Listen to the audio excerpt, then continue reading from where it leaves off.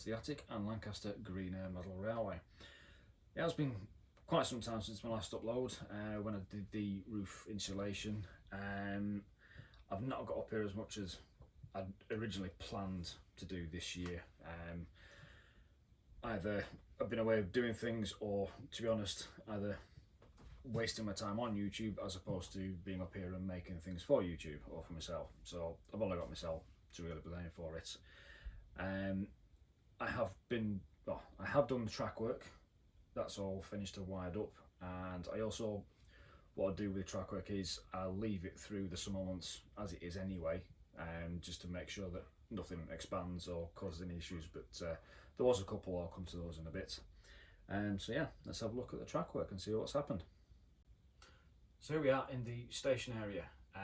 As I mentioned, did leave the track work through the summertime anyway, and there were a couple of areas which did expand.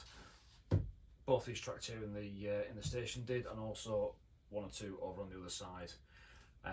So they got just the rails trimmed back slightly just to give them a bit more space to expand. After that was done, I was happy with the way the track work was. I then relayed it all with cork underlay underneath, and I've gone down the route of pinning the track down. I know a lot of people seem to be doing gluing it down at the moment, but for myself in the attic, I've got an enclosed space, I've got no windows or real sort of ventilation in here, so I didn't really want to be using loads of adhesive. Plus, if it's pinned down, for me it just gives you that bit of extra adjustability with it. If there's something just not quite right, or you've got maybe on a curve, you've got coaches contacting each other as they go around, it gives you the opportunity to just pull the pins, move what you need to, pin it back down. And so it just gives that bit more sort of free play and adjustability in the track work, so you can get it just the way you need it to. So everything's all underlaid all the way around now, all pinned, and it's all got dropper wires on all the track. Scenic section, they all run underneath to a set of bus wires which go along to my control panel, and the non-scenic sections such as that'll be behind the key buildings. Those have just got link wires soldered between the different sections of track. There's no need to hide anything with that, it's all hidden track work anyway, so I'm quite happy to just solder links on. Saves the faff of having to drill through, poking wires up and all that. Just simple little bit of wire, solder it together, and that's it, it's all sorted. So there's power going through all of the track permanently. It is at the moment DC, but if I do in the future look at DCC, then at least I know all the track works all wired and we'll be getting power pretty reliably. So I'm just sort of future proofing it as well. For the point work in the station, which is the only scenic point work with one point and a double slip, I've decided this time to go down the route with the DCC Concepts Cobalt Classic Omega point motors. I just thought I'd give these a go this time round. But there's just a couple of things I've noticed so far with just the operation. Couple of things. This one is they are actually quite noisy when they're powered up. That's the buzzing you can hear. That's only from 3 point motors here. Also, I've also noticed that when this focuses, if you look on the tie rod, you can see how the metal pin for the point motor is slowly working its through the tie bar. Not something I noticed at first, but it's something that, to take care of that, I'm just going to put an isolator switch on the feed for the motors themselves. So if I'm not using them, then I'm just going to basically just take the power off, and so hopefully that shouldn't get much worse. If anyone's come across that at all with these point motors, yes, pop something in the comments, let us know what you think about it. On the Fiddle yard side of the layout, I've just kept it a bit more sort of old school. Pico point motors, surface mounted, and kept all the wiring on the top of the layout as well. There it goes off to the control panel that I've built. Just kept that just nice and simple, if you don't have to be crawling around under these baseboards, which are only that far above the ground. So the less crawling around the better, really, to be honest. and yeah, it keeps it nice and simple, easy to maintain. All the wiring comes across the floor. This is all the feed wires for the power on the layout, and these are all the Fiddle yard point motor wires. He's just come up the back of this post here.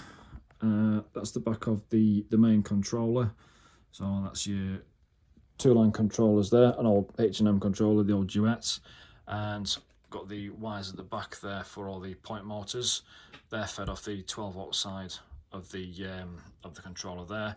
The 16-volt AC side, there is a feed coming off that, which comes up the side to the other control panel, and that's just the Fiddle yard control.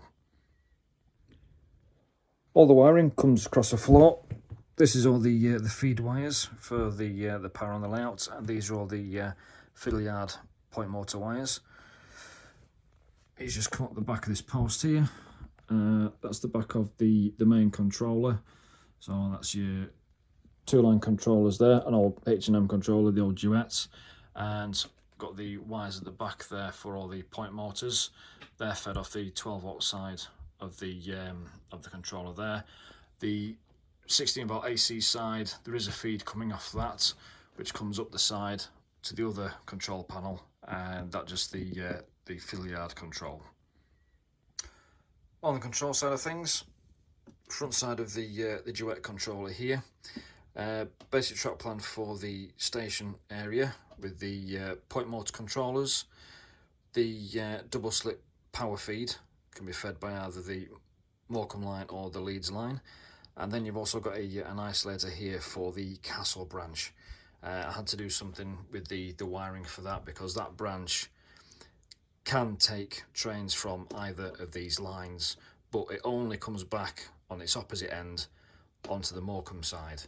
So I needed to get a bit sort of creative with the wiring on that, which I'll come on to in a bit. Also, there's the Fiddle yard point control board. Just all nice, easy, make your own plugs on the side there.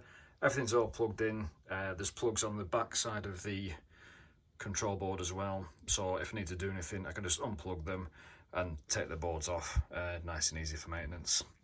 We've also got a pair of sockets at the side here, which come off the Morecambe control line. I've got the same things here, a pair of crocodile clips, and just a little piece of track, just for things like doing little bits of maintenance and testing. If I do anything with locals up here, then I can always just power things up on the table here. So, as I just mentioned, I had to think about the wiring about this just a little bit. It's not as easy to see on here because I've got the two sort of control boards above one another, but these two tracks here come into this side on the Fiddle yard, then these 3 tracks come onto this side of the station control board. Now, if I just had the 2 tracks going round, everything would be fine and simple, but the Castle branch, which comes off from here, feeds into these 2 top lines. Now, that branch can take traffic from both of these lines, from the Morecambe or the Leeds, so I need to be able to send power from either of these tracks down here. But at the other end, it only ever comes back to the Morecambe side. So what I've had to do is I've put an isolation point just here after this particular point. So this side coming to here will always be fed off the double slip via whichever side it's flicked to, either the Morecambe or the Leeds line. But after here, that's only ever from the Morecambe side.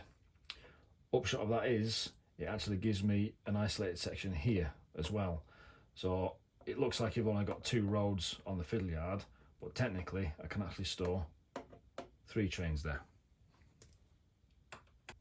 And that just off the point is the isolation point just mentioned. As you can see, if I just pull back, we've got the DMU on this side, and then 2 trains further along there. Now they are all completely isolated from each other via that isolation point. So that DMU will only ever be powered by this set of lines here, because that meets further back that way. But those 2 trains, as they go around, they're fed by whatever the double slip is set to. So a bit of an unintended bonus, having 2 sets of points there, 2 lines, and I can actually store 3 trains there technically because they're all nicely isolated from each other. For the points on the fiddle yard, you've also got these sets of push to make buttons on each particular track. Obviously for each line, you've got technically just 2 points, one at either end, to select for each line. So what I've actually done is, on these sort of single lines here, it's quite simple. Both point motors are wired into the switches. So if you press that switch there, then it will energise these side solenoids, which will flick both point motors at the same time. Same with that side, it will flick it the other way. There's a Pico capacitor discharge unit inside the back of the panel there, which basically gives a single feed to all of the point buttons there. These other ones down here is where it gets a little more complicated, as you hopefully might be able to see by the wonderful diagram, which I had to curse myself with. Going between 2 lines like that is quite simple. I wanted to be able to just push one button and everything selects the right way to get you onto that particular line, which if it's 2 lines, it's nice and simple. If you had a third, then you need to use 2 sets of points to get to there. If you're using either these 2 lines, it's just that set, and that's fine and simple. But now you're trying to do 4 point motors, which the CDU is perfectly fine with that. It can power 4 point motors briefly, and they operate absolutely fine with that. The only real issue was in order for this to work, to choose either of these 2 tracks, you had to also energize a solenoid on these point motors as well, which, as they both use that same solenoid, if you try to select either one of these lines, it would backfeed via that solenoid to the other one. So whichever side this was all set to, it would just stay there because both sides solenoids were energizing at the same time. So I've had to just pop in an extra button. So unfortunately for these lines, I've got to press 2 buttons now, such is life. I think there could be a way, if I knew what the output of a CDU was, wiring some diodes onto the other feed of this particular solenoid here, and that would just prevent that little bit of back feeding. So if anyone out there knows what output a Pico CDU is, let us know. I might have a little look into that in the future. Well, thanks for watching this episode, and according to my list up there, the next thing to be getting on with is actually parts of this back scene. Hopefully get some more buildings built. One thing I'm planning to do is sort of start from the back and work my way forwards towards the front. So get some more buildings built there, get the back scene built up, then I can start on the park area, then the building side of things, and get some track ballasts once I've got all that sort of thing in place. So hopefully it won't be nigh on a year until the next episode, I hope. But thanks for watching, and I'll see you in the next one.